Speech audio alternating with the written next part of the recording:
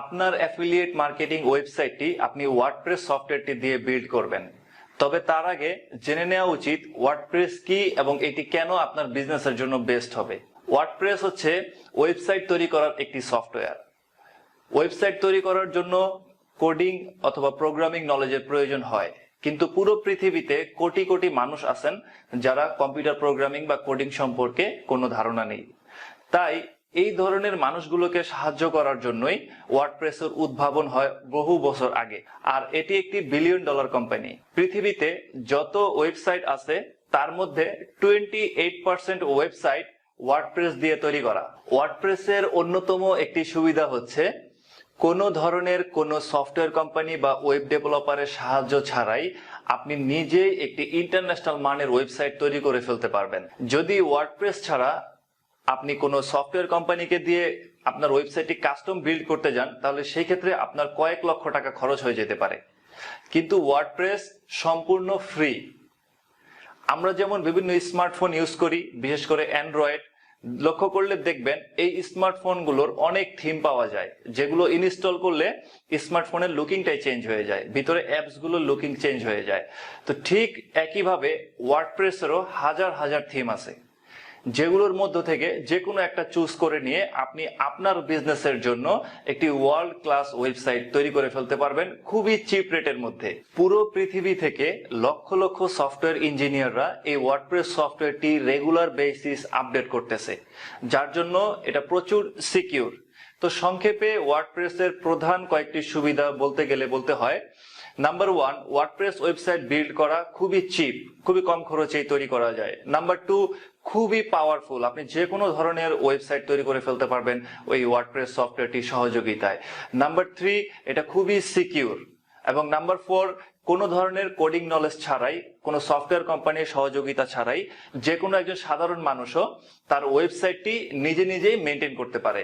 তাহলে চলুন আমরা নেক্সট লেকচারে চলে যাই, যেখানে আমি আপনাকে শিখিয়ে দিব কিভাবে এই ওয়ার্ডপ্রেস সফটওয়্যারটি ইনস্টল করতে হয় cPanel-এর দ্বারা, যেটি হচ্ছে আপনার ওয়েবসাইটের কন্ট্রোল প্যানেল। এই লেকচারে আমরা ওয়ার্ডপ্রেস সফটওয়্যারটি কিভাবে ইনস্টল করতে হয় সেটি দেখব। আপনি আপনার ডোমেইন এবং হোস্টিং প্যানেলটি কানেক্ট হয়ে গেলে, আমি আগের লেকচারেও বলেছি, আপনি আপনার ডোমেইনে ভিজিট করলে আপনি দেখতে পাবেন এই পেজটি শো করতেছে, ব্ল্যাঙ্ক পেজ এবং লেখা ইন্ডেক্স অফ। তো ওয়ার্ডপ্রেস সফটওয়্যারটি ইনস্টল করার জন্য আপনাকে আপনার ওয়েব হোস্টিংয়ের কন্ট্রোল প্যানেলে লগ ইন করতে হবে, যেটাকে বলা হয় cPanel। তো আমি আমার ইউজার নেম এবং পাসওয়ার্ড দিয়ে এখন লগ ইন করতেছি। আপনাকে আপনার cPanel-এর ইউজার নেম এবং পাসওয়ার্ড ইমেইলে দিয়ে দেওয়া হবে যখন আপনি আপনার হোস্টিং সার্ভারটি কিনে নেবেন।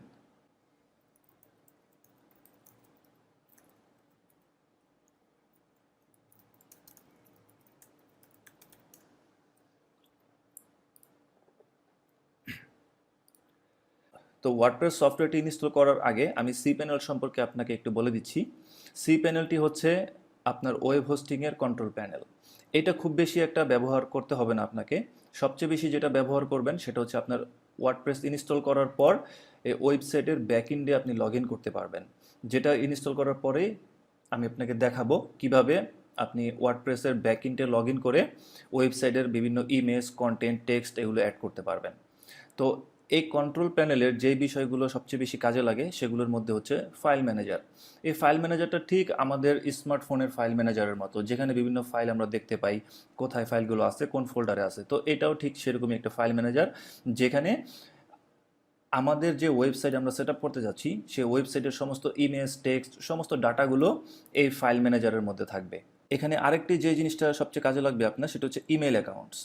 আপনি আপনার ডোমেইনের নেমে কাস্টম ইমেল অ্যাকাউন্ট খুলতে হতে পারে, যেমন contact@dexcom।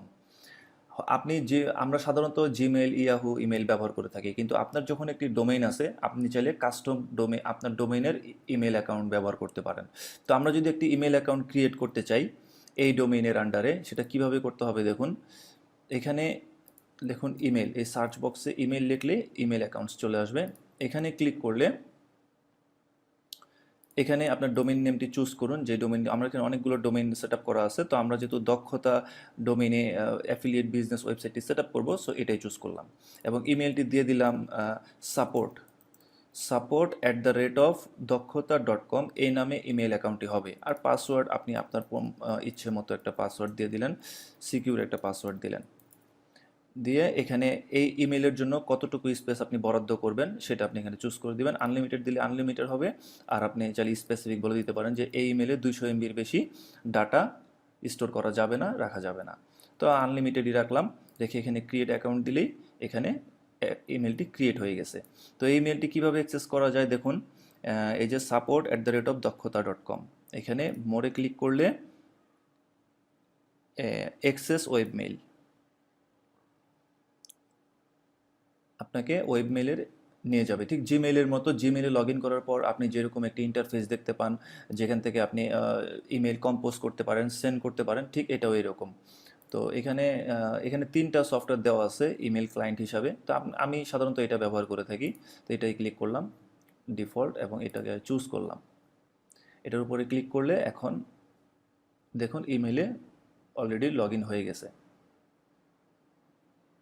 এই যে এটা হচ্ছে আপনার ওয়েব সার্ভারের ইমেল। এখান থেকে আপনি ইমেল পাঠাতে চাইলে এই যে কম্পোজ, তারপরে যাকে পাঠাবেন তার তার ইমেল অ্যাড্রেস, যেমন example@gmail.com, এবং এখানে আপনি সাবজেক্ট লিখলেন অ্যাফিলিয়েট মার্কেটিং হেল্প, তারপরে এখানে যাবতীয় আপনি যা যা লেখার আপনি লিখে আপনার মতো করে দেন, এটাকে সেন্ড করে দিলেই চলে যাবে, এই ইমেলে চলে যাবে আপনার এই ইমেল থেকে। তো আমি এটা আপনাকে জাস্ট দেখিয়ে রাখলাম। আমরা এটা লগ আউট করে দিই।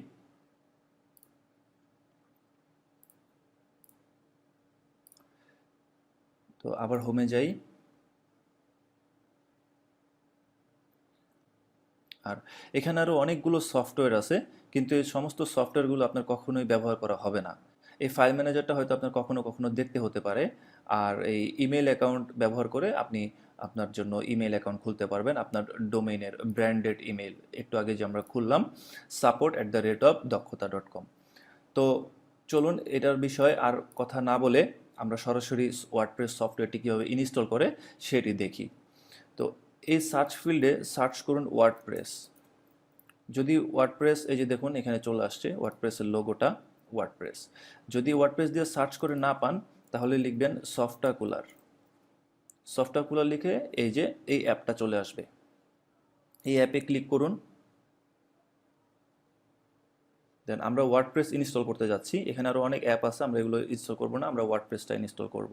তো এখানে ক্লিক করুন ইনস্টলে, তারপর এখানে এসে আপনি HTTPর পর কি www এইটি অ্যাড করতে চাচ্ছেন কিনা। যদি আমরা এইটা দিয়ে ইনস্টল করি তাহলে কেউ সাইট ভিজিট করলে সেখানে শো করবে www.দক্ষতা.com, আর যদি শুধুমাত্র HTTP দেন তাহলে ঠিক এখন যেমন শো করতেছে ঠিক তেমনই শো করবে, এমনই।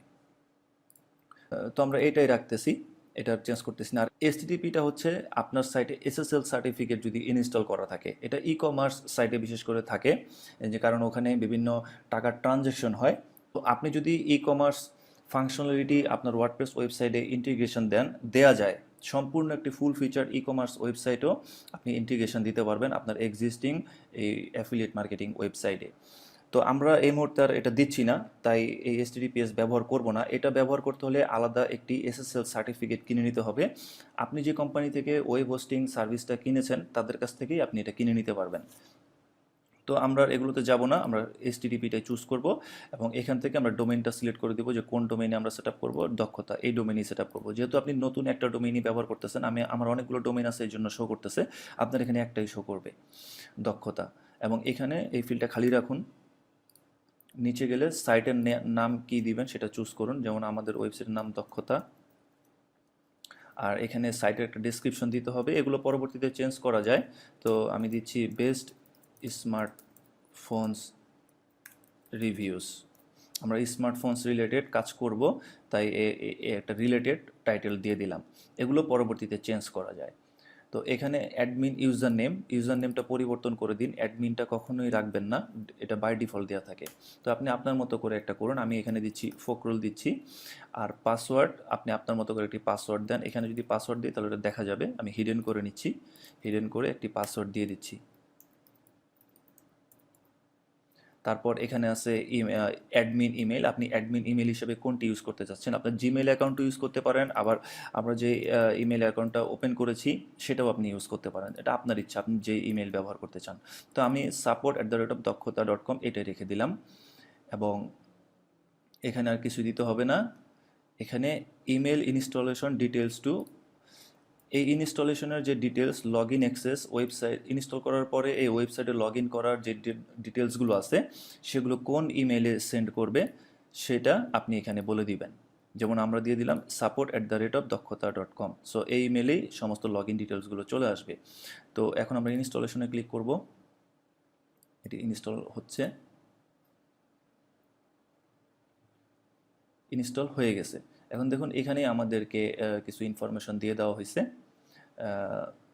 এটা হচ্ছে আমাদের অ্যাডমিনিস্ট্রেটিভ ইউআরএল, মানে এখান থেকে আপনি লগ ইন করতে পারবেন। সো এই ইউআরএলটা যদি আমরা এখন ওপেন করি তাহলে দেখব যে আমরা এখানে লগ ইন করতে পারছি। দেখুন আমরা অলরেডি সাইটে লগ ইন করে ফেলছি। এখন দেখুন আমাদের এই সাইটটা যদি আমরা রিফ্রেশ করি তাহলে দেখব এখানে ওয়ার্ডপ্রেস ইনস্টল হয়ে গেছে। এটা আমি রিফ্রেশ ক্লিক করলাম, দেখুন ওয়ার্ডপ্রেস ইনস্টল হয়ে গেছে, একটি ওয়েবসাইট চলে আসছে। বাই ডিফল্ট ওয়ার্ডপ্রেস সফটওয়্যারটি ইনস্টল করলে এই থিমটি সেট আপ হয়ে যাবে অটোমেটিক্যালি, এটি বাই ডিফল্ট দেয়া থাকে। ওয়ার্ডপ্রেস ইনস্টল করলে বাই ডিফল্ট কয়েকটি থিম দেয়া থাকে, যেমন আমি যদি এখানে যাই দেখুন 3টি ডিফল্ট থিম দেয়া আছে। তো 2017 নামে এই থিমটি ইনস্টল করা থাকে অটোমেটিক্যালি। আমরা এই থিমগুলো ব্যবহার করব না, আমরা আমাদের জন্য একটা পারফেক্ট সুইটেবল থিম খুঁজে বের করব এবং সেটি ব্যবহার করব। সো আপনি দেখে ফেললেন যে কিভাবে ওয়ার্ডপ্রেস সফটওয়্যারটি ইনস্টল করতে হয়, কতটা সহজ। তো চলুন আমরা ইমেলটি চেক করি যে আমাদের ইমেইলে ডিটেলসটি চলে আসছে কিনা। এই ইমেল অ্যাকাউন্টসে ক্লিক করব এবং এখান থেকে সাপোর্ট দক্ষতা, এই অ্যাক্সেস ওয়েবমেইলে ক্লিক করব। এই ইমেইলের ইন্টারফেসটি আমরা আমাদের ডোমেইন থেকেও অ্যাক্সেস করতে পারি, যেমন ডোমেইন নেম /webmail, এটা দিয়ে এন্টার দিলেই দেখবেন ওয়েবমেইলটা লোড হতে থাকবে। ওয়েবমেইলটি লোড হয়ে গেছে। এখন এই ইমেল অ্যাকাউন্ট আর পাসওয়ার্ড যদি দিয়ে দিই তাহলে এখান থেকেই লগ ইন করা যায়। অর্থাৎ আপনাকে cPanel-এ লগ ইন করে এখান থেকে অ্যাক্সেস করার প্রয়োজন নেই, আপনি আপনার ডোমেইন থেকেই অ্যাক্সেস করতে পারবেন। তো এটা কোনো কারণে আমার পাসওয়ার্ডটা ভুল হচ্ছে,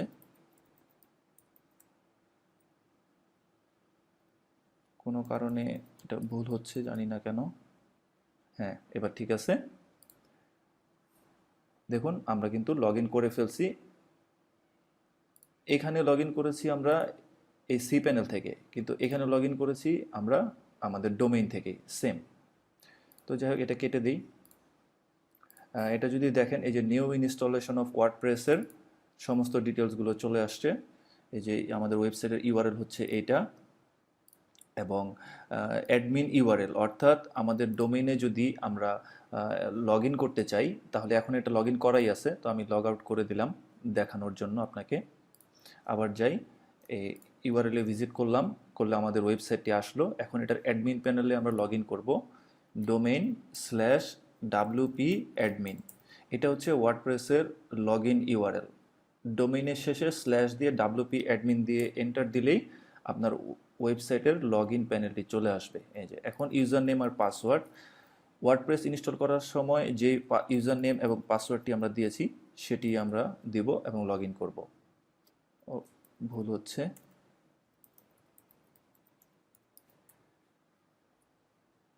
হ্যাঁ এবার ঠিক আছে। তো দেখুন আমরা লগ ইন করে ফেলছি। তো ফ্রন্ট এন্ড, এটা হচ্ছে ওয়েবসাইটের ব্যাক এন্ড। আর ওয়েবসাইটের ফ্রন্ট এন্ড দেখতে হলে এই যে ভিজিট ওয়েবসাইট ক্লিক করলে এই যে ফ্রন্ট এন্ড চলে আসলো, আমরা আমাদের ওয়েবসাইটের ফ্রন্ট এন্ড দেখতেছি। কিন্তু এই ওয়েবসাইটটি ম্যানেজ করার জন্য এটা হচ্ছে এই ওয়েবসাইটের ব্যাক এন্ড। তো পরবর্তী লেকচারে আমি আপনাকে এই ওয়ার্ডপ্রেসের এই অপশনগুলো সম্পর্কে একটি বেসিক ধারণা দিয়ে দিব, যেন আপনি সহজেই আপনার ওয়েবসাইটটি মেনটেন করতে পারেন। অ্যান্ড দেন তারপরে আমরা একটি সুইটেবল পারফেক্ট ওয়ার্ডপ্রেস থিম খুঁজে বের করব আমাদের এই smartphone related affiliate marketing business ওয়েবসাইটের জন্য।